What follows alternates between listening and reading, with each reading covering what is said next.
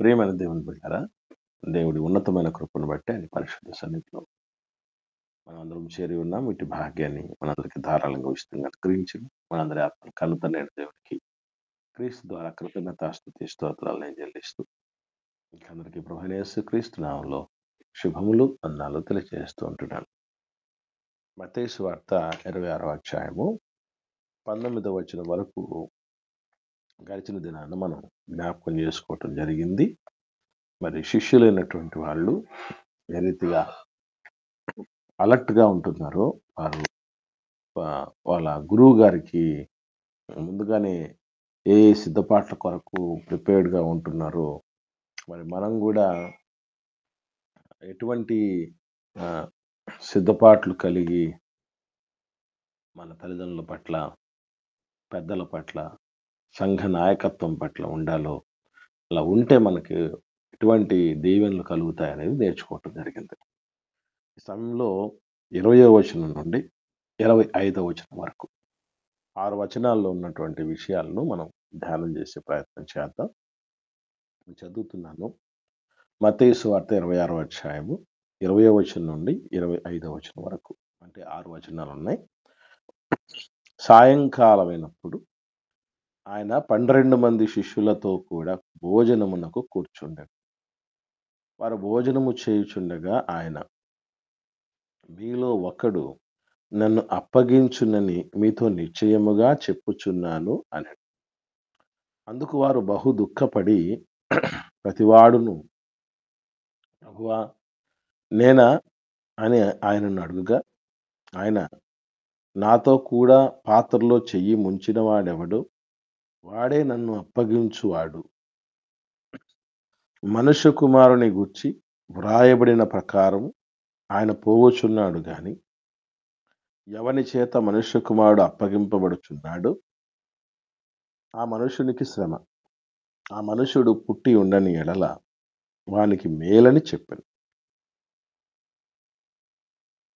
ఆయనను అప్పగించిన యూదా, బోధకుడా నేనా అని అడుగగా ఆయన, నీవన్నట్టే అన్నాడు. ఇది ఈరోజు మనం నేర్చుకునబోయే సందర్భం పిల్లలు. యేసు ప్రభుల వారు ఈ సందర్భం అంతట్లోనూ ఒక విశేషమైనటువంటి పరిస్థితిని శిష్యుల మధ్యకు తీసుకొచ్చాడు. మిగిలినటువంటి 11 మంది శిష్యులకు యేసుప్రభు అప్పగించబడతాడు మరణదండనకు, శిలువ దండనకు. దానికి కారణం తన 12 మంది శిష్యుల్లో ఒక్కడే కారణమని ఎవ్వరూ ఎక్స్‌పెక్ట్ చేయలేదు. నిజంగా వాళ్ళకు అదొక షాకింగ్ విషయం. మీలో ఒక్కడు నన్ను అప్పగిస్తాడు అని చెప్పాడు ప్రభు.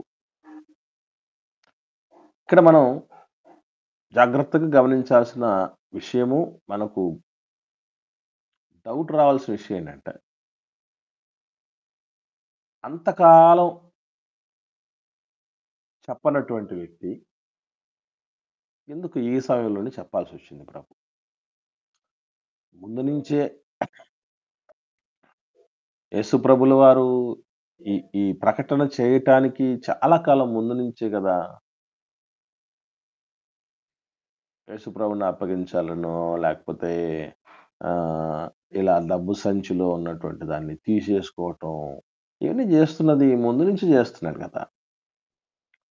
మరి కరెక్ట్‌గా ఈ టైంలోనే ఎందుకు చెప్పాల్సి వచ్చిందనుకుంటున్నారు? అసలు నిజంగా ఇప్పుడు ప్రేమ ఏం చేస్తుందటండి? ప్రేమ ఏం చేస్తుందని మనం చదివాం? అనేక దోషాలను కప్పుతుంది. ప్రేమ పాపాలు కప్పుతుంది, దోషాలను కప్పుతుంది అని కదా చెప్తున్నది. మరి యేసు ప్రభు ప్రేమ కాదా? ఆయన ప్రేమమే ఉన్నాడు కదా. ఇప్పుడు అక్కడ ఎందుకు చెప్పాల్సి వచ్చిందంటారు? ఒకసారి మీ ఒపీనియన్స్‌ను తీసుకోవాలని ఆశపడుతున్నాను. దీన్ని మనం వచనం డీటెయిల్డ్‌గా మనం తర్వాత ఆలోచన చేద్దాం. ముందుగా మీకు ఉన్నటువంటి ప్రీవియస్ నాలెడ్జ్ నేను తెలుసుకోవాలని ఆశపడుతున్నాను. ఒకసారి చెప్పండి, మాట్లాడండి దాని విషయంలో. వందనాలనా? వందనాలమ్మా, చెప్పండి. అప్పుడైనా ఆయన తన తీరుని మార్చుకుంటాడేమో అని ప్రభుల వారు చెప్పుండొచ్చున.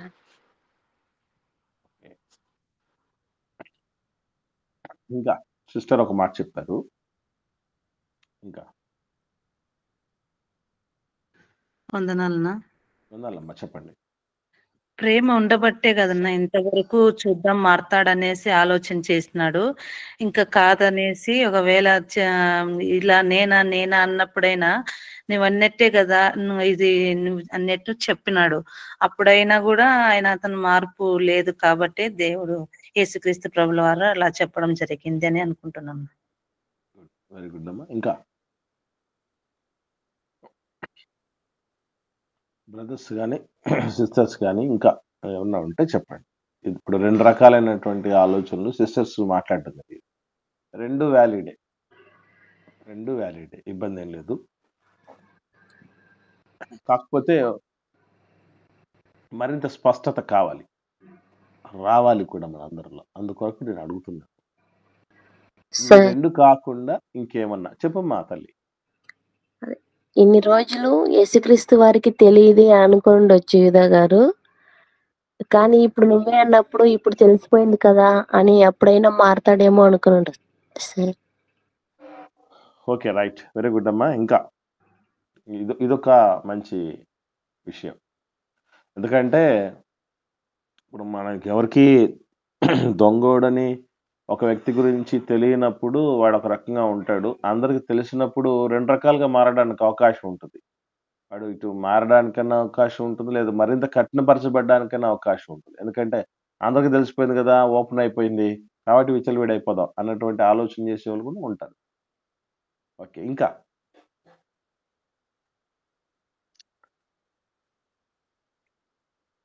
త్వరగా మాట్లాడండి. ఎవరు అంటే ఈ 3 ఆలోచనలు కాకుండా ఇంకేమైనా ఆలోచనలు ఉన్నా కూడా మీరు పంచుకోండి. ఇంకెవరికి ఏం ఆలోచన రావట్లేదండి? బ్రదర్స్ ఎవరు లేరా లైన్లో?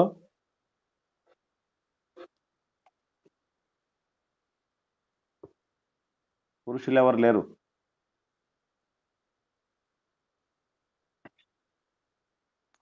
రైట్, నేను మళ్ళీ చెప్తున్నాను, మీరు గమనించండి. దేవుడు ఒక నిర్ణయం, అంటే ఒక మనిషి విషయంలో నిర్ణయం తీసుకున్నాడు. అంటే ఇక్కడ నిర్ణయం కూడా ఎటువంటి నిర్ణయం అంటే ఏదో మారతాడన్న నిర్ణయం కాదు. మీరు బాగా గమనిస్తే మారతాడు అన్న నిర్ణయం కాదు, ఆలోచన కాదు. ఎందుకనంటే క్లారిటీగా ఏమని చెప్పాడు ప్రభు? అతడు చేస్తాడు కాబట్టి ఆ విధంగా రాయబడింది. కాదక్క, 24వ వచనం చూడండి. దాన్ని బట్టి మనకేం అర్థం అవుతుంది చూడండి. 24వ వచనం చూడండి. మనుష్య కుమారుని గూర్చి రాయబడిన ప్రకారం ఆయన పోచున్నాడు గాని ఎవని చేత మనుష్య కుమారుడు అప్పగింపబడుతున్నాడో ఆ మనుషునికి శ్రమ అంటే అర్థం ఏంటి?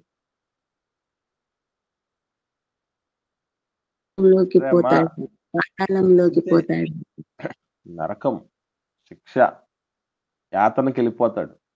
అది శ్రమ అంటే. అతను పుట్టకపోయి ఉంటే మేలు, అంటే పుట్టాడు కాబట్టి ఏం జరిగింది? ఏమో రాబోతుంది ఇప్పుడు అతనికి? నరకంలోనికి వెళ్ళబోతుంది, రాబోతుంది, నష్టం రాబోతుంది, శిక్ష రాబోతుంది. కన్ఫర్మ్ చేశాడు ప్రభు, డిక్లేర్ చేశాడు. అక్కడతో డిక్లరేషన్ అయిపోయింది. అంటే అసలు ఈ ఇన్సిడెంట్లకు ముందే ఏం జరిగిందంటే ఒక మంచి ఇన్సిడెంట్ జరిగింది. యోహాను సువార్త 13వ అధ్యాయంలో 3వ వచనం నుండి చూద్దాం. యోహాను సువార్త 13వ అధ్యాయం 3వ వచనం నుండి 11వ వచనం వరకు ఉంది.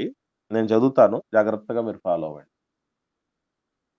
యోహాను సువార్త 13వ అధ్యాయము 3వ వచనం నుండి. తండ్రి తన చేతికి సమస్తము అప్పగించననియు తాను దేవుని యొద్ద నుండి బయలుదేరి వచ్చననియు దేవుని యొద్దకు వెళ్ళవలసి ఉన్నదనియు యేసు ఎరిగి భోజన పంక్తిలో నుండి లేచి తన పై వస్త్రము అవతల పెట్టివేసి ఒక తువాలు తీసుకుని నడుము కట్టుకొను. అంతట పళ్ళెములో నీళ్లు పోసి శిష్యుల పాదములు కడుగుటకును తాను కట్టుకున్న తువాలతో తుడుచుటకును మొదలుపెట్టాడు. ఇటు చేయుచు ఆయన సీమోను పేతురునొద్దకు వచ్చినప్పుడు అతడు, ప్రభువా, నీవు నా పాదములు కడుగుదువా అని ఆయనతో అనెను. అందుకు యేసు, నేను చేయుచున్నది ఇప్పుడు నీకు తెలియదు గాని ఇక మీదట తెలుసుకొందువని అతనితో చెప్పగా, పేతురు, నీవెన్నడూనూ నా పాదములు కడుగరాదని ఆయనతో అనెను. అందుకు యేసు, నేను నిన్ను కడుగని యెడల నాతో నీకు పాలు లేదు అనెను. సీమోను పేతురు, ప్రభువా, నా పాదములు మాత్రమే గాక నా చేతులు నా తల కూడా కడుగుమని ఆయనతో చెప్పాడు. యేసు అతను చూచి, స్నానము చేసిన వాడు పాదములు తప్ప మరేమీ కడుక్కనక్కర్లేదు, అతడు కేవలం పవిత్రుడయ్యను. మీరును పవిత్రులు, కానీ మీలో అందరూ పవిత్రులు కారు అనెను. తన్ను అప్పగించు వారిని ఎరిగెను గనుక మీలో అందరూ పవిత్రులు కారని ఆయన చెప్పెను. వారి పాదములు కడిగి తన పైవస్త్రములు వేసుకున్న తర్వాత ఆయన మరలా కూర్చుండి, నేను మీకు చేసిన పని మీకు తెలిసినదా? బోధకుడనియు ప్రభువనియు మీరు నన్ను పిలుచున్నారు. నేను బోధకుడును ప్రభువును గనుక మీరు ఇట్లు పిలుచుట న్యాయమే. కాబట్టి ప్రభువును బోధకుడినైన నేను మీ పాదములు కడిగిన యెడల మీరును ఒకరి పాదములు ఒకరు కడగవలసిందే.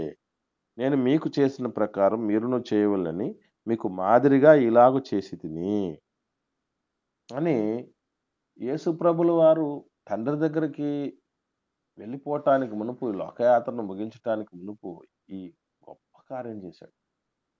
నిజంగానండి,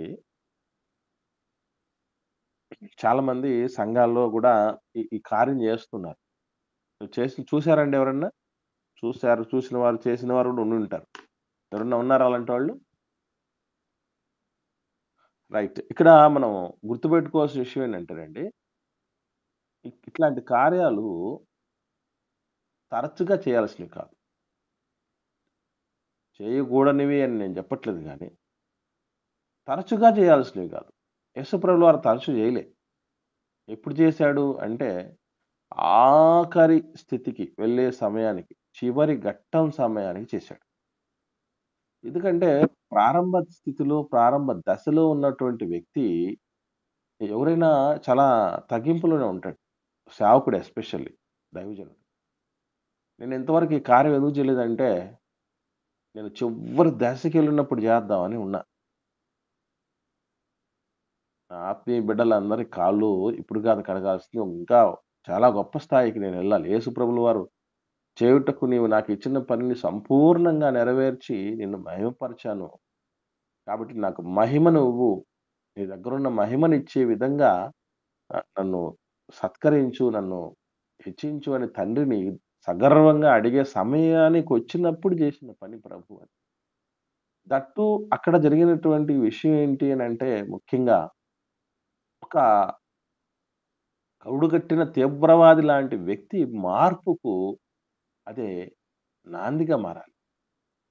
అలాంటోళ్ళు సంఘంలో మనకు తెలియకుండా కొంతమంది ఉండొచ్చు. ప్రభువుకు తెలిసినప్పుడు చేశాడు. ఇక్కడ విషయం ఏంటంటే, ఎవడు దొంగో, ఎవడు పట్టించేవాడో, ఎవడు డ్యామేజ్ చేసేవాడో మనకు తెలియకపోవచ్చు గానీ, అలాంటోళ్ళు ఉంటారు సంఘం. తేడా అర్థమైందా నా మాటలో? మనకు తెలియకపోవచ్చు గానీ, అలాంటోళ్ళు సంఘంలో ఉంటారు. సంఘం అంటే ఒక చిన్నిపాటి ప్రపంచం. ప్రపంచంలో దొంగలు, దుర్మార్గులు, వేషధారులు, మోసగాళ్ళు, అబద్ధికులు, వ్యభిచారులు, దోచుకునేవాళ్ళు, ధనాపేక్షులు, నీతిమంతులు ఎలాగైతే అందరూ కలిసి ఉంటారో, సంఘానికి కూడా వచ్చిన వాళ్ళలో అందరూ పవిత్రులు కారు. యేసు ప్రభు దగ్గర అంత దగ్గర శిష్యరికం చేస్తున్న వాళ్ళలో కూడా అందరూ పవిత్రులు కారు అన్నాడంటే, గమనించండి, దెయ్యం వాడు ఎంత ప్రభావవంతంగా పనిచేస్తాడో గమనించండి. యేసు ప్రభుల వారు కాళ్ళు కడిగినా కూడా సృష్టికర్త ఆయన గురువుగారు, తండ్రి, లోకములో మిగతా ఆచారాలు లేదా మిగతా విశ్వాసాల్లో, మిగతా మతాలలో ఎలాంటి పరిస్థితులు ఉంటాయో గురువు గారిని మనకు తెలుసు. అలాగని గురువుకు చేయకూడదని కాదు. తండ్రికి కుమారుడు ఉపచారం చేస్తాడు. తప్పు కాదది. పౌలు గారి ఎడల తిమోతి గారు చేశారు. అది తప్పు కాదు. తండ్రికి మేము గూడా మేము ప్రారంభ దశలో ఉన్నప్పుడు ఏ స్థితిలో మా గురువులకు ఉపచారం చేశామంటేనండి, బైబిల్ క్లాస్ జరుగుతున్న సమయంలో తప్ప, క్లాసులు అయిపోయిన తర్వాత వాళ్ళ ఈ రూమ్‌లోకెళ్ళిపోయి, భుజాల మీద వాళ్ళ కాళ్ళు పెట్టుకొని, కాళ్ళు నొక్కుతూ, భుజాలు నొక్కుతూ, చేతులు నొక్కుతూ ఉన్నాం. నిత్యం వాళ్లకు ఆ పనిలో ఉండినటువంటి వాళ్ళం. అంటే అందులో తప్పేం కాదది. తప్పే కాదు. మా నాన్నకు కాళ్ళు నొక్కవేంటి? నాన్నకు కాళ్ళు నొక్కవా? నాన్నకంటే ఆత్మీయ తండ్రి గొప్పవాడు. ఇక్కడ భౌతికమైన తండ్రి బాధ్యత విషయం గమనించగలిగితే, వాస్తవంగా చెప్పాలంటే ఆత్మీయ తండ్రి స్థానంలో ఉన్న వ్యక్తి చాలా పెయిన్స్ పడతాడు. ప్రసవ వేదన, నాన్న ప్రసవ వేదన భౌతికమైన తండ్రి పడకపోవచ్చేమో గాని, నిత్యం ప్రసవ వేదన పడేటువంటి పరిస్థితి. ఎందుకంటే ఎవరికి ఎటువంటి ఆహారాన్ని అందించాలో, ఎవరి నుంచి ఎటువంటి సందేహాలు వస్తాయో, ఏ విధంగా వాళ్ళని కాయాలో, వాళ్ళని గైడ్ చేయాలో, వాళ్ళ తాలూకు లెక్క నేను అప్పగించాలన్నటువంటి భారంతో, బాధ్యతతో వాళ్ళ గురించి ప్రార్థన చేస్తూ, వాళ్ళ కోసం ఆహారం సిద్ధపరుస్తూ, కార్యక్రమాలకు వస్తూ, పుడితే ఏదో సేవకుడు గురించి మాట్లాడుతూ చెప్తారు.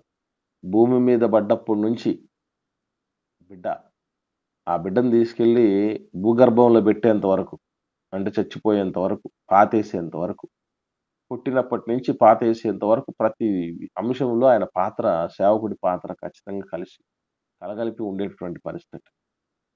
కాబట్టి వాళ్ళకి అలా చేయటంలో మనకి ఏమాత్రం తప్పు కాదు. కానీ అట్లా ఉండాల్సినటువంటి గురువుగారు, ఆయనే శిష్యుల పాదాలు గడిగిన పరిస్థితి ఉంటే, ఎంతటి కరుడుగట్టిన వాడైనా కరిగిపోవలసినటువంటి తరుణం అది. దేవుడు నిర్ణయం తీసేసుకున్నాడు అనుకోండి, వీడు అయిపోయాడు అంటే వీడే సాతాను, వీడే నన్ను అప్పగించేవాడు, వీడే మోసగాడు, వీడే తప్పుడువాడు, వీడే ద్రోహిని బట్టబయలు చేసే పరిస్థితి వరకు దేవుడు వచ్చాడు అని అంటే గుర్తుపెట్టుకోండి, అది వరకు అతనికి ఇచ్చిన లేదా ఆమెకు ఇచ్చిన ప్రతి అవకాశము క్లోజ్ అయిపోయింది. అన్ని అవకాశాలు మూసుకుపోయాయి. దేవుడు డెసిషన్ తీసుకుంటున్నాడంటే అన్ని రకాలైన ప్రయత్నాలు విఫలమైపోయాయి. ఇచ్చిన అవకాశాన్ని సద్వినియోగపరచుకోలేకపోయారు అని అర్థం. అందుకే ప్రభువుల వారు, ఎందుకంటే మారాల్సిన వాడు ఎప్పుడో ఎక్కడో మారచ్చు. డబ్బుకు సంబంధించి అనేకమైన సందేశాలు వినిపిస్తున్నప్పుడు మారలేదా? ఎందుకంటే నీతిమంతులకి దేవుడు చెప్పిన మాట అద్భుతమైన మాట. నేను ఇంతకుముందు చాలాసార్లు చెప్పాను. ఒకసారి చూద్దాం. 17వ అధ్యాయము సామెతల గ్రంథము 10వ వచనంలో ఒక మాట రాయబడుతుంది. ఒకటి చదవండి.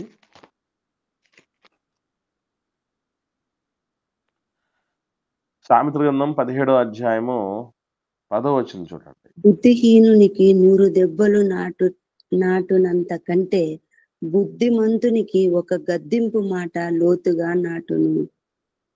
బుద్ధిమంతుడైతే గద్దింపు మాట లోతుగా నాటిపోతండి. ఎక్కువగా చెప్పాల్సిన పని లేదు. మొత్తుకొని చెప్పేవాళ్ళు, వాళ్ళు దెబ్బలు కొట్టేవాళ్ళు.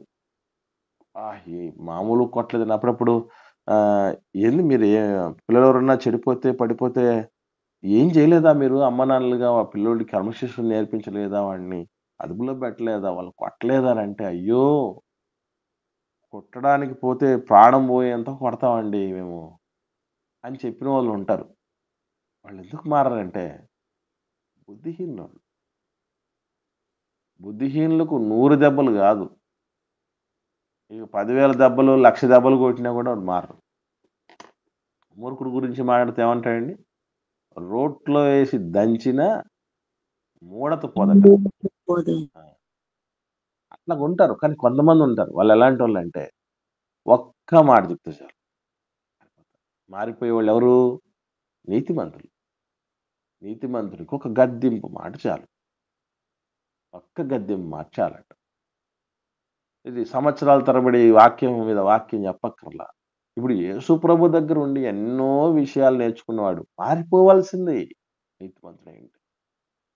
కానీ నీతిని ఏం చేయటం జరిగిందంటే నీటికి వదిలేశాడు.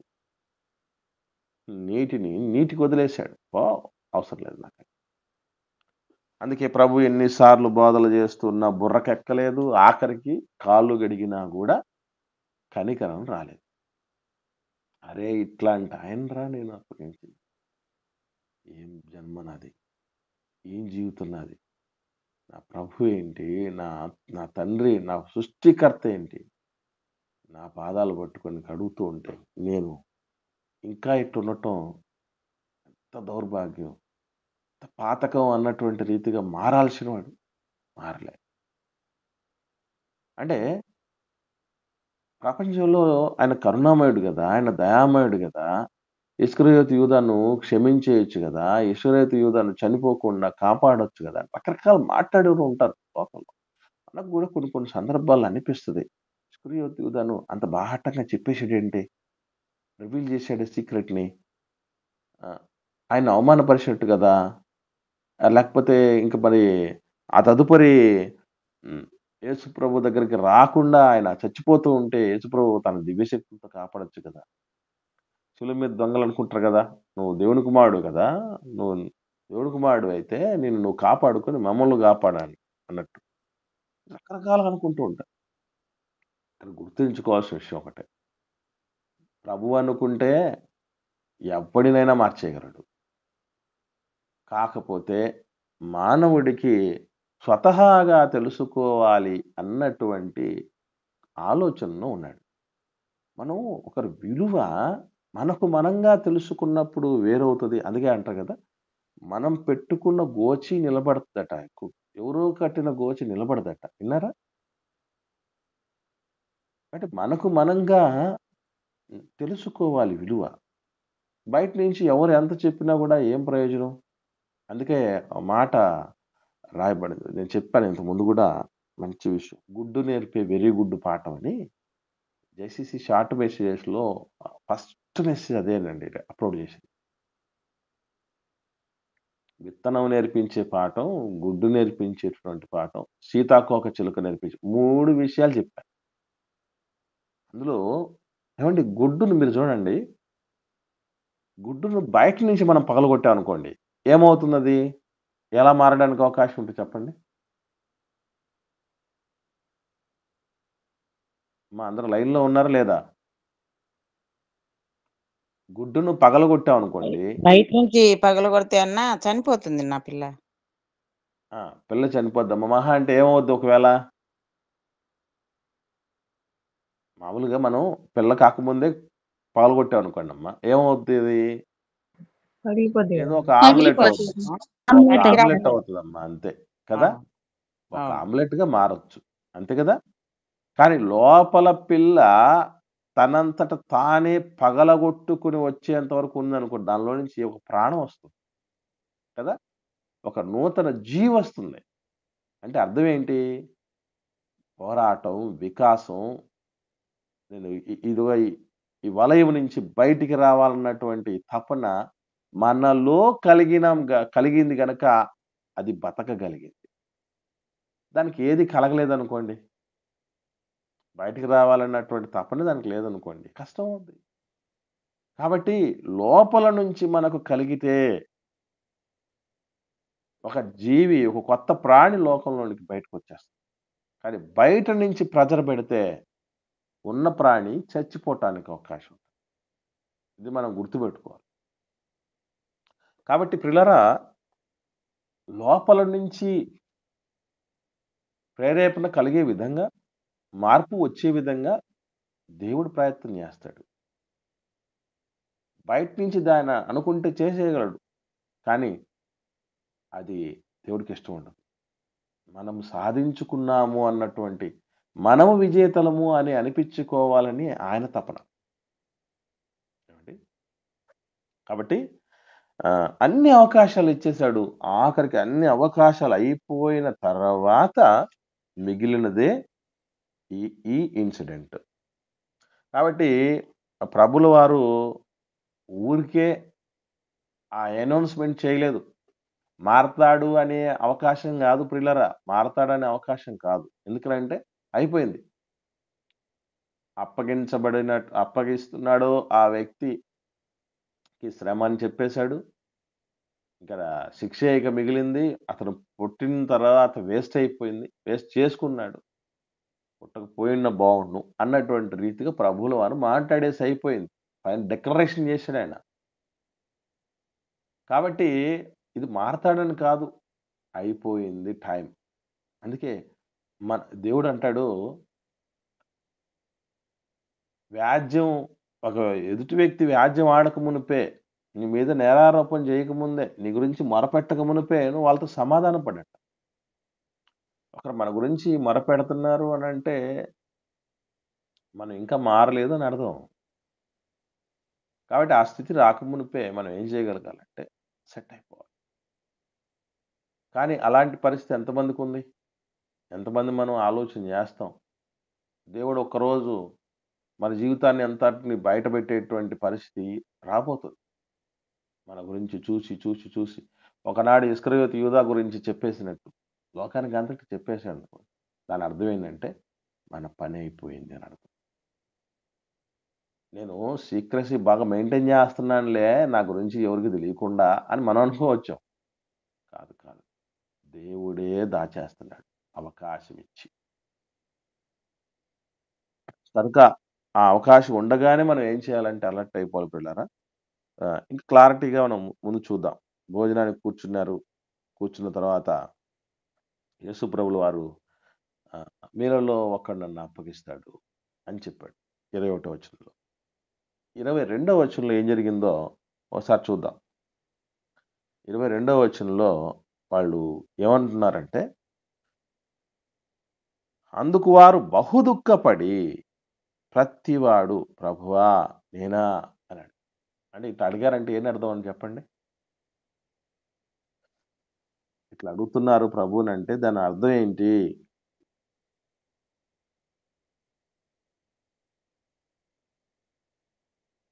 మాట్లాడట్లేదు ఎవరు.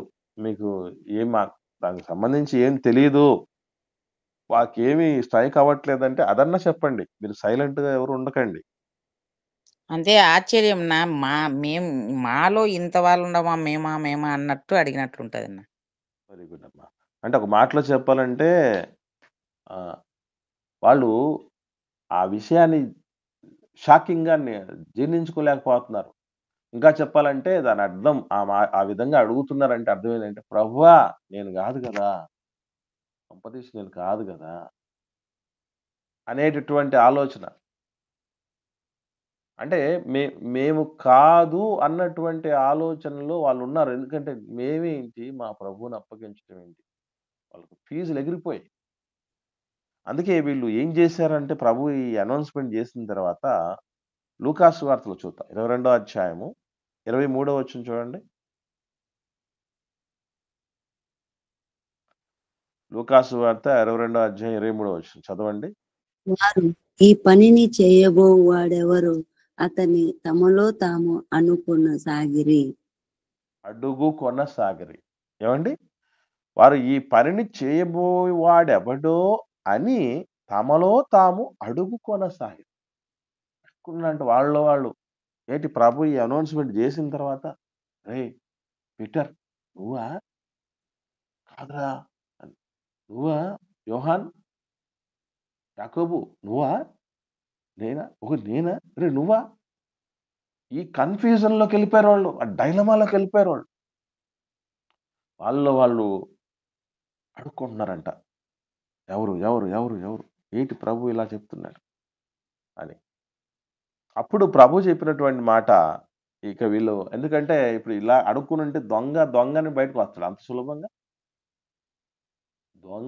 దొంగను నేనే అని బయటికి రావటం అంటే అబ్బో! అదే పెద్ద మార్పు. అవునా కాదా? అదే చాలా గొప్ప మార్పు గదండీ! అంత ఈజీ గాదు. అందుకే ప్రభు తానే చెప్పాల్సి వచ్చింది. 23వ వచనంలో ఏమన్నాడండి? మత్తయి సువార్త 26వ అధ్యాయం 23వ వచనంలో ఆయన నాతో కూడా పాత్రలో చెయ్యి ముంచిన వాడెవడో వాడే నన్ను అప్పగించువాడు. ఈ విషయం మరొక రకంగా వేరే వచనాల్లో చెప్పడం జరిగింది. ఏమనంటే నేను ఒక ముక్కను ముంచి ఎవరికిస్తానో అతడే సాతాను అని చెప్పడం జరుగుతుంది. అంటే అది ముందే పులియని రొట్టెల పండుగ. పులియని రొట్టెల పండుగ అంటే రొట్టె ఉంటుంది. తర్వాత కూరలుంటాయి, చేదు కూరలు. అందులో గూడా ఒక సాస్ లాగా, ఒక గ్రేవీ లాగా ఉండేటటువంటి దాంట్లో ముంచి ఇవ్వటానికి అవకాశం అనేది ఉండేది. కాబట్టి అటువంటి పరిస్థితుల మధ్య నేను ఎవరికిస్తానో వాళ్లకు వాడే అనే మాట చెప్పటం జరిగింది. ఏవండీ, వాస్తవంగా ఈ భోజన పంక్తిలో కూర్చోవటం అనేటటువంటిది దేనికి సంబంధించిందనంటే ఐక్యతకు, సహవాసానికి, ఇంకా చెప్పాలంటే నా వలన నీకు, నీ వలన నాకు ఎటువంటి హాని జరగదు అనే దానికి సహవాస భోజనం చేస్తారటండి. మనం కూడా అప్పుడప్పుడు ప్రేమ విందు అనేది ఏర్పాటు చేసుకుంటూ ఉంటాం కదా, మీటింగ్స్ లాంటిది ఏర్పాటు చేసి. దాని అర్థం అది ఐక్యతకు చిహ్నం. మనం అందరం ఒకటే, ఒకే గూటి పక్షులని చెప్పటానికి చిహ్నం.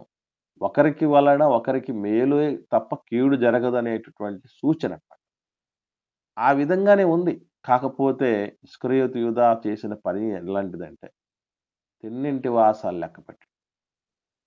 దీన్ని మనకు ప్రవచనాత్మకంగా చూడగలిగితే 41వ కీర్తనలో ఒక మాట ఉంది. కీర్తన గ్రంథం 41వ కీర్తన 9వ వచనం చూద్దాం.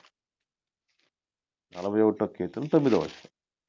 నేను నమ్ముకొనిన నా హితుడు నా ఇంట భోజనము చేసినవాడు నన్ను తన్నుటకై తన మడిమ ఎత్తెను. ఇది ప్రవచనం అండి. ఇది ప్రవచనం. ప్రభు గురించి, ఇస్కరియోతు యూదా గురించి చెప్పినటువంటి ప్రవచనం. నేను నమ్ముకొనిన నా విహితుడు. విహితుడు అంటే నా సన్నిహితుడు, నా స్నేహితుడు అని అర్థం. మనల్ని ఎవరు మోసం చేస్తారో తెలుసండి. మనం ఎప్పుడు అసలు ఎక్స్‌పెక్టే చేయమండి. పలానోళ్ళు మనం మోసం చేస్తారని. ఎవరిని అసలు మన ఊహల్లో కూడా రానటువంటి వ్యక్తులు ఎవరుంటారు చెప్పండి? స్నేహితులు. మనల్ని మోసమే చెయ్యరు అన్నటువంటి వాళ్ళు ఎవరిని అనుకుంటామంటే, మనం ఎవరినైతే నమ్ముంటామో వాళ్ళని. ఎవరినైనా నమ్మిండొచ్చు. అమ్మని నమ్మిన వాళ్ళుంటారు, నాన్నని నమ్మిన వాళ్ళుంటారు, తోబుట్టువులు నమ్మిన వాళ్ళుంటారు, స్నేహితులు నమ్మిన వాళ్ళుంటారు, భార్యని నమ్మిన వాళ్ళు, భర్తను నమ్మిన వాళ్ళు, పిల్లల్ని నమ్మిన వాళ్ళు. ఎంతోమంది నమ్మినటువంటి మనుషుల్లో ఉన్నటువంటి వాళ్ళని నమ్మిన వాళ్ళుంటారు. నమ్మిన వాళ్ళ మీదకి అనుమానము రాదు. నేను నమ్ముకొనిన నా విహితుడు నన్ను ఏం చేశాడంటే నన్ను తన్నడానికి అంటే నా ఇంట భోజనం చేసినాడు. మళ్ళీ యేసుప్రభు ఇంట భోజనం చేసినటువంటి వాడు. అసలు ఆయన ఇల్లు అంటే మనకు ఒక డౌట్ రావాలి. ఎందుకంటే ఆకాశ పక్షులకు గూళ్ళు, నక్కలకు బొరిలు ఉన్నాయి గాని తలవాల్చుకోవటకు చోటు లేదు అని అన్నాడు కదా ప్రభు. మరి నా ఇంట అంటాడేంటి? ఆయనకి ఎక్కడుంది ఇల్లు? మన హృదయమే, మన దేహమే ఆయన ఇల్లు. ఇంకా చెప్పండి. అసలు ఆయన ఇల్లు అన్నాడే, ఏంటి ఆయన ఇల్లు? సంఘం వెరీ గుడ్ అమ్మా. అప్పటికి ఇంకా సంఘం అయితే కాలేదమ్మా. కాకపోతే అప్పుడు యేసుప్రభు దరిజేరినటువంటి 12 మందితో కలిపి అదొక ఇల్లు, అదొక కుటుంబం. అంటే వాస్తవంగా చెప్పాలంటే ఆ ఇల్లు, ఆ కుటుంబం అనే పేరు ఎందుకు వస్తుందంటే ఒకే ఆలోచన విధానము కలిగిన వ్యక్తుల గుంపే ఒక కుటుంబం. ఒకే ఆలోచన ఉంటే మోస్ట్‌లీ గమనించండి, ఒక కుటుంబంలో ఉన్నటువంటి వాళ్ళ మైండ్ సెట్ అంతా గంపగొత్తుగా అంటే ఓవరాల్‌గా ఆన్ ది హోల్ ఒకే రకంగా ఉంటాయి. మోస్ట్‌లీ ఒకే విధంగా ఉంటాయి. భార్య మాట ఒక రకంగా, భర్త మాట ఒక రకంగా ఉండటం జరగదు. పిల్లల మాట ఒక విధంగా, తల్లిదండ్రుల మాట ఒక విధంగా, ఉండడం అనేది జరగదు. మోస్ట్‌లీ ఒకే ఆలోచన విధానంతో వాళ్ళుంటారు. అంటే అసలు ఒక విధంగా చెప్పాలంటే ప్రపంచమంతా ప్రభువే వల్లనే కదా కలిగింది. కాబట్టి ఆయన ఇల్లు అనగానే దేవుడి ఇల్లు, మన ఇల్లు అయితే లిమిటేషన్స్‌తో ఉంటది. దేవుడి ఇల్లు ఏముందండి? దేవుడి ఇల్లు మొత్తం ఈ ప్రపంచం ఆయన ఇల్లు. ఆయన ఇంటిలో భోజనం చేసినవాడు మడిమ ఎత్తాడట. మడిమ ఎత్తినప్పుడు మీకు ఐడియా ఉంది కదండీ! మడిమ, కాలి మడిమ ఉంటది కదా! యాంకిల్ అంటారు కదా! వెనక వైపు ఉంటది. కాలు ముందు వేళ్ళుంటాయి కదా! వెనక వైపు ఉంటది చూసారా? దాన్ని మడిమ అంటారు. మడిమతో కొట్టాలి అనంటే ఎక్కడి నుంచి కొట్టాలి తెలుసా? ముందు నుంచి, అంటే మనిషి ముందు నుంచి తన్నడమా? లేకపోతే వెనక నుంచి తన్నటమా? వెనక నుంచి తన్నాయి. ఆ! అంటే దీన్ని ఏమంటారు చెప్పండి? వెన్నుపోటు. వెన్నుపోటు. వెన్నుపోటు అని ఎందుకొచ్చింది? వెనక నుంచి వెనక తన్నాయి. నుంచి తినడం వలన. వెన్నుపూస వెనక వైపు ఉంటది కదండీ! బ్యాక్ పెయిన్ అని అంటాం కదా! వెన్నుపూసలు అనేవి వెనకలుంటాయి కాబట్టి, వెనక నుంచి దెబ్బ కొడితే దాన్ని వెన్నుపోటు అని అన్నాడు. అలా వెన్నుపోటు పొడుస్తాడు. అంటే ఎందుకు అట్లా పొడుస్తారో తెలుసా? ముందు ఎవరు తంతారో ముందు నుంచైతే మనకు కనబడతది గదా! వెనక నుంచైతే మనకు కనబడదు గదా! కాబట్టి తెలియకుండానే చంపేయాలి అన్నటువంటిది. దేవుడి కళ్ళు ఎప్పుడు కప్పుతామండి మనం అసలు? ఆ! దేవుడి కళ్ళు కప్పి ఏమైనా చేయగలమా? అమ్మ నాన్నల కళ్ళు కప్పావో, పోలీసుల కళ్ళు, పెద్దల కళ్ళు, వాళ్ళు వీళ్ళ కళ్ళన్నీ కప్పొచ్చేమో గానీ, అసలు ఆయన కళ్ళెంత పెద్దవండి. ఆకాశమే ఆయన సింహాసనమైనప్పుడు ఆయన బాడీ అంతా ఎక్కడుండాలి? దాని కళ్ళెంత పెద్దది? అయన్నీ ఎవడు మూయగలడు? జరిగే పనేనా? అందుకే నేను నమ్ముకొనిన నా విహితుడు, నా ఇంట భోజనం చేసినోడు నా మీదికి మడిమెత్తుతున్నాడు. ఈ విషయం కరెక్ట్‌గా ఇస్కరియోతు యూదా విషయంలోనే నెరవేరిందని చెప్పడానికి కూడా మనకు కొత్త నిబంధనలో ఆధారాలున్నాయి. యోహాను సువార్త 13వ అధ్యాయం 18వ వచనం చూద్దాం. 13వ అధ్యాయము 18వ వచనం చూడండి. అందరిని గూర్చి నేను చెప్పలేదు. నేను ఏర్పరచుకొనిన వారిని ఎరుగుదును గాని నాతో కూడా భోజనము చేయువాడు నాకు విరోధముగా తన మడిమ ఎత్తెను అను లేఖనము నెరవేరుటకై ఈలాగు జరుగును అన్నాడు. లేఖనం మనం ఇంతకుముందు చూసాం కదా, 41 కీర్తన 9వ వచనంలో. అదే లేఖనం నెరవేర్పు జరుగుతుంది అని ప్రభుల వారు చెప్పడం జరిగింది. ఏమండి నేను అడుగుతున్నాను, బాగా ఆలోచించి చెప్పండి. ఈ లేఖనము నెరవేరనీయకుండా ఆపితే ఇస్కరియోతు యూదాకి ఏమైనా నష్టమా? నేను ప్రశ్న మళ్ళొకసారి అడుగుతున్నాను. లేఖనము అది జరగనీయకుండా ఆపేస్తే ఏమైనా నష్టమా? అసలు ఆపడం జరగదంటారా? మీరేమంటారు చెప్పండి? ఆయన మార్పులేని మనసు నాది జరగదంటే నేను అది ఓకే అక్క. నేను దాని విషయం మాట్లాడట్లేదు. నేను అడుగుతున్న విషయం ఏంటంటే, ఈ లేఖనాన్ని నెరవేరనీయకుండా చేయటం అనేది ఇస్కరియోతు యూదాకు సాధ్యం కాదంటారా? చేయకూడదా? కాదండి. చేయనీకి సాధ్యం కాదన్నా. చేయటానికి సాధ్యం కాదు. ఇంకా సాధ్యం కాదు నా. ఎందుకంటే దేవుడు ముందే నిర్ణయించాడు కదా ఆ విధంగా జరగాలని. దేవుడు నిర్ణయించాడు కాబట్టి అలా జరుగుతుంది అని అంటే అప్పుడు దేవుడు తప్పేనమ్మా.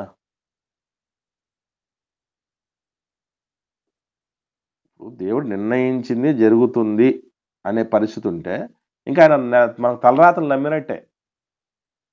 ఎందుకంటే ఆయన రాశాడు, ఇక్కడ జరిగిపోయింది. ఇప్పుడు తప్పు ఇస్కరియోతు యూదాది కూడా కాదు కదమ్మా అప్పుడు. ఒకవేళ యూదా చేయకపోయినా వేరే వాళ్ళైనా చేసేవారు, కానీ అది యూదాని ఓకే. ఇంకా మీరు అంటే ఇంకా మీరు ఇంకా మనం ఆ స్టేజ్‌కి ఇంకా ఎదుగుదలకు వచ్చినట్టు అనిపించట్లేదు. నేను ఒక ప్రశ్న అడుగుతున్నా, మీరు చెప్పండి. నినివే పట్టణస్థుల కోసం యోనా గారిని పంపుతూ దేవుడు చెప్పిన మాట ఏంటండి? ఏం ఏం చేయమని ఏం ప్రకటించమని పంపిస్తున్నాడు నినివే సువార్త పట్టణానికి? ప్రకటించమన్నాడు. వెళ్ళి సువార్త సువార్త సువార్త కాదమ్మా.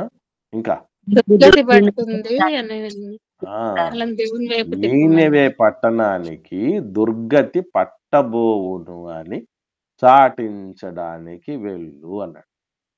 అంటే దేవుడు నిర్ణయం తీసుకున్నాడా? ఏ నిర్ణయం తీసుకున్నాడండి? నాశనం చేయాలని నిర్ణయం తీసుకున్నాడు. తీసేసుకున్నాడు. ఇప్పుడు దేవుడు తీసుకున్న నిర్ణయం నెరవేరాలి కదా! వాళ్ళు వాళ్ళు మార్చుకున్నారు కదా. ఇప్పుడు ఇది మనసులో పెట్టుకొని చెప్పండి నేను అడిగిన ప్రశ్నకు జవాబు. ఇక్కడ బాగా ఆలోచించేసి.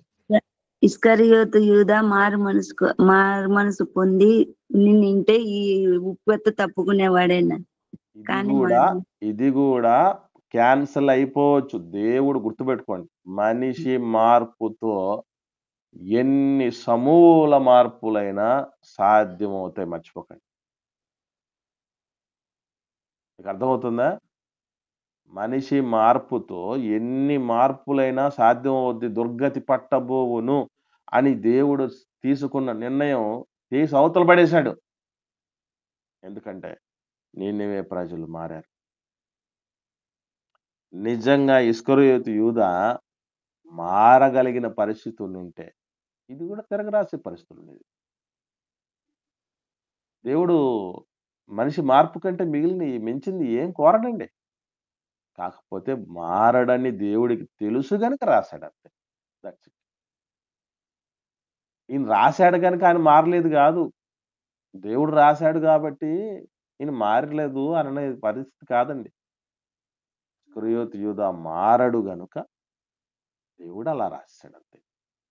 మారే పరిస్థితి ఉండుంటే ఇవన్నీ మారిపోతాయి. పెద్ద విషయమేం కాదు. ఆయనే కఠినపరుచుకుంటాడు. అటు తప్పు మన చేతుల్లో ఉంది. అంతవరకు ఎందుకండి? మన మీద కూడా దేవుడు ఉగ్రత నిలిచునింది కదా, రక్షణ పొందనంత వరకు, బాప్తిసం తీసుకున్నంత వరకు కదా. మరి అప్పుడు దాకా ఉగ్రత ఉంది, నరకం అన్నటువంటి పరిస్థితి మార్చుకోలే మనం. అప్పటిదాకా దెయ్యం బిడ్డలం, ఇప్పుడు దేవుని బిడ్డలయ్యాం. మార్చుకోలే మనం. కాబట్టి మనిషి మార్పుకు అన్ని క్రిందేనండి. మనిషి మార్పుకు అన్ని క్రిందే. ఏమండి? రైట్. ఇకపోతే మరలా వద్దాం లేఖన భాగంలోనికి. 26వ అధ్యాయం 24వ వచనంలో మనుష్య కుమారుని గూర్చి వ్రాయబడిన ప్రకారం ఆయన పోతున్నాడు. మానవులుగా మన జీవితాలు ఎప్పుడు కూడా గుర్తుపెట్టుకోండి, ఎవరికి ఇష్టం వచ్చినట్టు వాళ్ళు బ్రతకటానికి లేదు. మీ ఇష్టం లేదు, నా ఇష్టం లేదు. అందరి ఇష్టం ఒకటే ఉండాలి. అదేంటి? మన గురించి దేవుడు ఏదైతే సంకల్పించుకుని రాసుకొని ఉన్నాడో, గ్రంథపు చుట్టలో నన్ను గూర్చి రాయబడిన ప్రకారం, దేవా ఇదిగో నీ చిత్తం నెరవేర్చుటకు నేను వచ్చి ఉన్నాను అని సరెండర్ అయిపోవాల్సిందే తప్ప ఎవడికి ఇష్టం వచ్చినటువంటి రాతలు వాళ్ళు రాసుకోకూడదు. అలా రాసుకుంటే ఇదిగో ఇస్కరియోతు యూదా లాగా వెళ్ళిపోతాం. ఎందుకంటే ఆయన గురించి రాసుకున్నాడు దేవుడు, ఆయన గురించి ఆశపడ్డాడు. ఏమని తెలుసండి? ఇస్కరియోతు యూదా దయ్యాలు నిలగొట్టాలి, ఇస్కరియోతు యూదా స్వస్థపరచాలి, ఇస్కరియోతు యూదా రక్షణ సువార్తను ప్రకటించాలి, ఇస్కరియోతు యూదా 12 సింహాసనాల్లో ఒక సింహాసనం మీద కూర్చొని ఇశ్రాయేలు 12 గోత్రాల వాళ్ళకి తీర్పు తీర్చాలి. అది దేవుడు అనుకున్నది. కానీ ఏమయ్యాడు? ఆ ప్రభువుని పట్టించాడు. అందుకే ప్రభువుల వారు రాయబడ్డ ప్రకారం లేఖనాల్లో, మోషే గ్రంథము, మోషే కాండాల్లో, అలాగే కీర్తన గ్రంథంలో, ప్రవక్తన గ్రంథాల్లో యేసు ప్రభు గురించి రాయబడిన ప్రతి దానిని ఆయన నెరవేరుస్తూ లేఖనము నెరవేరునట్లు అని లేఖనాల పిచ్చుడండి ప్రభు. దేవుడు అనుకున్న ప్రతి విషయాన్ని ఖచ్చితంగా నెరవేర్చినటువంటి మహనీయుడు. అంటే దేవుడు అనుకున్న దాని ప్రకారంగా మనిషి జరుగుతాడు, మనిషి దేవుడు రాసుకున్నంత విధంగానే అనుకుంటాడు. మనిషి సాగించేస్తాడు అనుకోవటం పొరపాటు, మర్చిపోకండి. మళ్ళీ చెప్తున్నా మీకు అర్థం కావటానికి. దేవుడు అనుకున్నట్టుగా, దేవుడు రాసినట్టుగా మనిషి పోతాడు అనుకుంటే పొరపాటు. ఒకవేళ అదే నిజమైతే దేవుడు ఏమని అనుకున్నాడండి? ఆకాంక్షించాడు, ఆయన ఆశపడ్డాడు చెప్పండి? మారుతాడని అనుకుంటున్నాను. నరులందరినీ ఏం చేయాడు అనుకున్నాడు? మనుషులందరూ, దేవుడి ఆలోచన ఏంటండి? మనుషులందరూ రక్షణ పొందాలి. మరి అవుతున్నారా? పొందుతున్నారా? దేవుడు రాశాడు కదా, దేవుడు రాసుకున్నాడు కదండి, దేవుడు అనుకున్నాడు కదా, సంకల్పించాడు కదా. కాబట్టి సంకల్పించినంత మాత్రం చేత అందరూ సరెండర్ అవుతాడు అనుకుంటే పొరపాటు. అది మనం గుర్తుపెట్టుకో. మనిషి మార్పుతో దేవుడి సంకల్పానికి గండి కొట్టచ్చు. అదే మార్పుతో దయ్యము తుచ్చ ఆలోచనలను తొక్కి పట్టచ్చు. రెండు జరుగుతాయి. అటు దేవుడు అనుకున్న దానిని మనం మన ఆలోచనలతో నాశనం చేసుకోం. ఇటు దయ్యం యొక్క కబంధ హస్తాల్లో నుంచి విడిపించబడ్డానికి కూడా మనం ట్రై చేయొచ్చు. ఇవి రెండు మార్పుతో సాధ్యం, మర్చిపోకండి. యేసు ప్రభుల వారు దేవుడు కోరుకున్న రీతిగా వెళ్తున్నాడు. వెళ్ళడం వెళ్ళకపోవటం మన చేతిలో ఉన్నది, గుర్తుపెట్టుకోండి. ఏదో దేవుడు రాసేసుకున్నాడు మనం వెళ్ళిపోతాం అంటే మనం కీలుబొమ్మల కింద లెక్క. మనకంటూ ఫ్రీ విల్ లేనట్టే లెక్క. ఎన్నో రాసుకున్నాడు మన గురించి. ఆయన అన్నీ చేయలేదండోయ్. మనం అనుకుంటూ ఉంటాం ఇస్కరియోతు యూదా చేయలేదు. సరే, ఆయన అయిపోయింది. ఇప్పుడు మిగిలిన పాత్ర ఎవరిది? మనది. మనం ఎంతవరకు చేస్తున్నాము? మన గురించి దేవుడు అనుకున్నవి ఎన్నున్నాయి, ఎన్ని రాసుకున్నాడు, ఎన్ని సంకల్పించాడు, ఎంత ఆశపడ్డాడు, మనం ఏం చేస్తున్నాం? ఇది చాలా చాలా ప్రాముఖ్యంగా మనం గుర్తుపెట్టుకోవాల్సినటువంటి విషయం. పిల్లలు, యేసు ప్రభుల వారు దగ్గరికి ధైర్యంగా వచ్చాడు ఇస్కరియోతు యూదా. వచ్చి ఏమని అడిగాడు? మనం ఒకసారి చూద్దాం. నా ప్రభువా 25వ వచనం, మత్తయి సువార్త 26వ అధ్యాయం 25వ వచనంలో, ఆయనను అప్పగించిన యూదా, బోధకుడా నేనా అని అడుగుగా ఆయన నీవంటే. అందరూ వచ్చి అడిగారు. వాళ్ళు అడగడానికి ఒక ధైర్యం ఉంది, ఒక కారణం ఉంది. ఎందుకంటే వాళ్ళు దొంగలు కాదు కాబట్టి. దొంగ కాని వాడు నీతిమంతుడు ఎట్లా ఉంటాడంటే సింహంలా ధైర్యంగా ఉంటాడు. ఇప్పుడు దొంగోడు కూడా కొన్ని సందర్భాల్లో ధైర్యంగా ఉంటాడు. ప్రతిసారి ధైర్యంగా ఉన్న ప్రతి ఒక్కడు నీతిమంతుడు అనుకోకండి. మళ్ళీ అదొక సమస్య. స్పెషల్ కేసులు కొన్ని ఉంటాయి. ఏమండి, ఒకసారి మేము రాక్ క్లైంబింగ్ క్యాంప్ అని, నేను 9th క్లాస్లో ఉన్నప్పుడు బెంగళూరుకి రామేశ్వరం అనే ప్లేస్ ఉంది, అక్కడ వెళ్ళాల్సి వచ్చింది. ఇది ఎన్సిసి తరపున స్కూల్లో, హై స్కూల్లో చదువుతున్నాం. పిల్లలు ఆకతాయిలు చాలామంది, మన ఆ ఏజ్ అంటే 14-15 ఏళ్ళ వయసు. ఆ ఏజ్లో పిల్లలు ఏం చేశారంటే ఒక మామిడి తోట దగ్గరికి వెళ్ళాల్సి వచ్చింది. ఊరికే ఉండకుండా ఏం చేయడం జరిగిందంటే కొంతమంది మామిడి పండ్లు కోయటం జరిగింది. ఆ మామిడి పండు తోట తాలూకు వాళ్ళు వచ్చి కంప్లైంట్ చేయడం జరిగింది. మీ పిల్లలు వచ్చి ఈ విధంగా చేశారు. అడిగితే ఒక్కడు చెప్పలే, మేము కోసాం సార్ అని ఆఫీసర్లు అడిగితే ఒక్కడు కూడా చెప్పలేదండి. అందరూ ధైర్యం కాన్ఫిడెంట్గా ఉన్నారు. తెలుసా మీకు? అందరూ కాన్ఫిడెంట్గా ఉన్నారు. అందరినీ పట్టుకోవటానికి ఒక టెస్ట్ పెట్టారు. అందరినీ అసెంబ్లీ చేశారు. చేతులు వాసనలు చూడటం మొదలుపెట్టారు.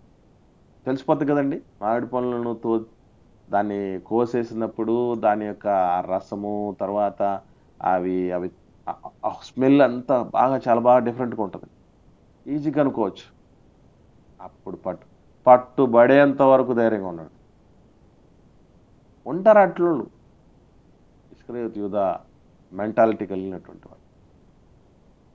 కింద పడ్డా నాదే పై చెయ్యి అనేటువంటి దర్పం చూపించే వాళ్ళు కూడా ఉంటారు.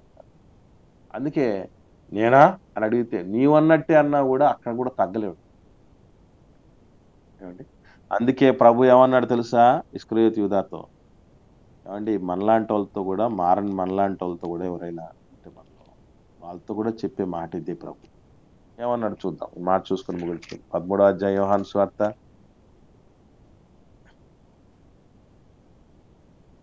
13వ అధ్యాయం యోహాను సువార్త 23వ వచనం నుంచి చూద్దాం. 23వ వచనం నుంచి నేను చదువుతాను. ఆయన ఎక్కువ వచనాలు ఉన్నాయి. నేను చదువుతానక్క. ఆయన శిష్యుల్లో యేసు ప్రేమించిన ఒకడు యేసు రొమ్మున ఆనుకొనుచుండెను గనక ఎవని గూర్చి ఆయన చెప్పెను అది తమకు చెప్పుమని సీమోను పేతురు అతనికి సైగ చేసెను. అతడు యేసు రొమ్మున ఆనుకొనుచు, ప్రభువా వాడెవడు అని ఆయన అడిగితే అందుకు యేసు, నేను ఒక ముక్క ముంచి ఎవనికి ఇచ్చిదనో వాడే అని చెప్పి ఒక ముక్క ముంచి సీమోను కుమారుడు ఒక ఇస్కరియోతు యూదాకిచ్చెను. వాడు ఆ ముక్కు పుచ్చుకొనగానే సాతాను వానిలో ప్రవేశించెను. యేసు నీవు చేయుచున్నది త్వరగా చెయ్యి. దెయ్యంగాడు వచ్చి ఆవహిస్తే నెక్స్ట్ జరిగేది ఏంటి తెలుసా అండి? దేవుడి ఆలోచనలు ఏం జరగవిక. అందుకే ప్రభు ఏమన్నాడు? నువ్వు చేసేది త్వరగా చేసేయి. అంతే. ఎందుకంటే నువ్వు ఇంకా చెయ్యి దాటి పోయావు, ఇంకా నువ్వు మారవు. కాబట్టి త్వరగా చేసి ఏం చేయాలనుకున్నావు చేసి. మనం కూడా అప్పుడప్పుడు ఎన్నిసార్లు ఎవరికి ఎన్ని చెప్పినా వాళ్ళు మారలేదు అనుకోండి, ఆఖరికి చెప్పే మాట ఇదే. ఏమనండి? నీకు బుద్ధి పుట్టినట్టు చేసుకో. ఇష్టం ఎట్లా చేసుకో వెళ్ళిపో. వదిలేయటం అది విసిగెత్తిపోవటం. విసిగెత్తిపోయింది ప్రభు ఇస్కరియోతు యూదా విషయం. నువ్వు చేయని త్వరగా చేయంటే మిగిలిన శిష్యులు కూడా ఏమనుకుంటారంటే, డబ్బు సంచి ఉంది ఇస్కరియోతు యూదా, అసలే పస్కా పండుగ, ఎవరికైనా పేదోళ్ళకు ఏదన్నా డబ్బు పంచడానికి పురమాయించుండొచ్చేమో, లేదంటే ఏదన్నా వస్తువులు పండగ తాలూకు ఏమన్నా కొనుక్కురావడానికి ఏమన్నా పంపడానికి, ఎందుకంటే ఈ ఆర్థిక లావాదేవీలు ఆయన మీద ఉన్నాయి కదా, ఇలా అనుకోవడానికి అవకాశం ఉండి ఉంటుంది మిగతా వాళ్ళకి అని ఇస్కరియోతు యూదాకు తెలుసు.